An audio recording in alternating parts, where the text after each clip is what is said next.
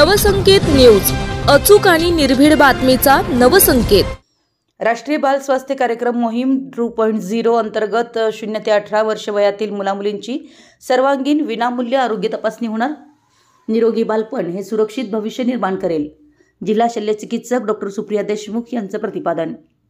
राष्ट्रीय बाल स्वास्थ्य कार्यक्रम मोहिमेची जिल्ह्यात सुरुवात झाली असून 0 ते 18 वर्ष वयातील मुलामुलींची सर्वांगीण विनामूल्य आरोग्य तपासणी होणार आहे। निरोगी बालपण हे सुरक्षित भविष्य निर्माण करेल, याचा लाभ सर्वांनी घ्यावा असं आवाहन जिल्हा शल्यचिकित्सक डॉक्टर सुप्रिया देशमुख यांनी केलं।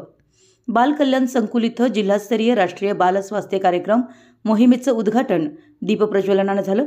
या अभियानामध्ये मुलांमधील दोष, आजारपण लवकर शोधणे व वेळीच उपचार करून भविष्यात आरोग्यविषयक उद्भवणारे दोष कमी करणे आणि भविष्यकाळात देशाची आर्थिक व सामाजिक उन्नती साधणे हा उद्देश असल्याचं सांगितलं।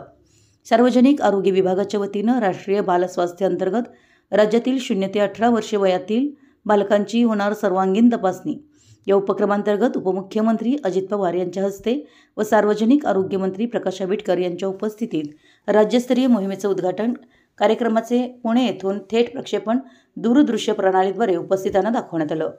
जिल्हा परिषद व अनुसंरक्षण संघटना बाल कल्याण संकुलातील मानद कार्यवाहक श्रीमती पद्मजा तिवले यांनी सार्वजनिक आरोग्य विभागामार्फत लहान मुलामुलींना सेवकांना देण्यात येत असलेल्या आरोग्य सुविधेबद्दल यावेळी आभार मानले। यावेळी राष्ट्रीय बाल स्वास्थ्य समन्वयक प्रज्ञा संकपाळ, वैद्यकीय अधीक्षक डॉक्टर सुनील देशमुख, सतीश केळुसकर, जिल्हा परिषद व अनुसंरक्षण संघटना बाल कल्याण संकुलातील मानद कार्यवाहक श्रीमती पद्मजा तिवले, आरोग्य अधिकारी, कर्मचारी तसेच बाल संकुलातील शिक्षक व विद्यार्थी मोठ्या संख्येने उपस्थित होते। या कार्यक्रमाचं सूत्रसंचालन व आभार प्रदर्शन वैद्यकीय अधिकारी डॉक्टर वर्षानील जाधव यांनी केलं।